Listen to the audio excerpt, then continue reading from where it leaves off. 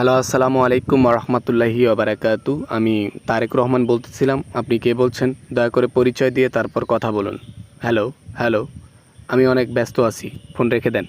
ওয়ালাইকুম আসসালাম রহমতুল্লাহি ওবারাকাতু।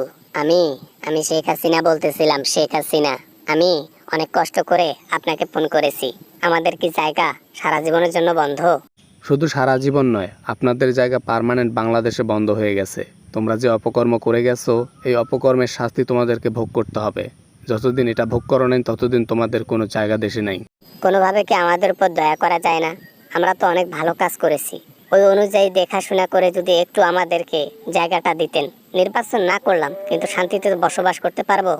না, না, না, না, না। আমরা জায়গা দিলেও জনগণ তোমাদেরকে জায়গা দেবে না। কারণ দেশটা আমাদের না, সরকারের না। দেশ হচ্ছে জনগণের। জনগণ যা বলবে তাই। আর জনগণ বলেছে হাসিনা কখনো যেন জায়গা না পায়। এটাই হচ্ছে বহাল। এটাই ফাইনাল কথা। বাবা, না মানে আর কি, কোনোভাবে যদি একটু আমাদেরকে জায়গা দিতেন। ইন্ডিয়াতে আর এভাবে কতদিন থাকবো? এখানে তো জেলের মতো বন্দি হয়ে আছি। না বের হতে পারি, না ঘুরতে পারি, না খাইতে পারি শান্তি মতো। এটাও জেল। বাংলাদেশে ঢুকলে প্রথমে আপনার জেল হবে। যদি বাংলাদেশে ঢুকে জেল না হয়, তাহলে জনগণের হাতে আটকা পড়বেন। জনগণের হাতে আটকা পড়া মানে কি বুঝেন? ডিরেক্ট 27 মানে চলে যাওয়া, আল্লাহ তাআলার কাছে চলে যাওয়া। বুঝতে পেরেছেন? না মানে কোনোভাবে যদি একটু জায়গা দিতেন।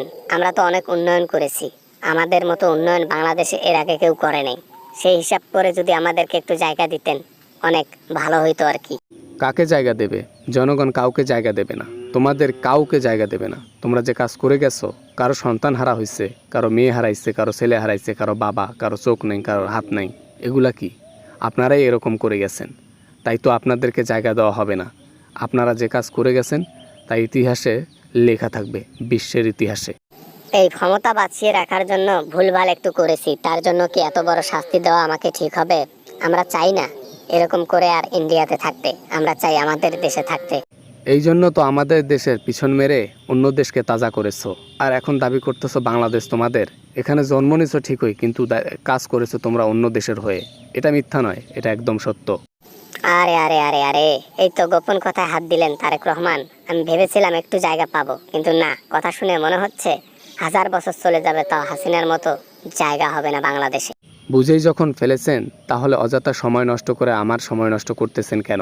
আপনি এখনই ফোনটা রেখে দেন। আপনার সাথে কথা বলার ন্যূনতম রুচি আমার নাই। নেক্সট টাইম আর কখনো আমাকে ফোন করবেন না। ব্যাস, গুড বাই। বাবা বাবা বাবা, শোনো বাবা, বাবা বাবা বাবা, দয়া করো বাবা, মায়া করো বাবা, বাবা একটু জায়গা, বাবা একটু জায়গা, একটু গোয়াল ঘরের মতো সিস্টেম করে দিলে ওখানেই জীবনটা কাটিয়ে দেব। ইন্ডিয়াতে আর থাকতে চাই না, ভাল লাগে না।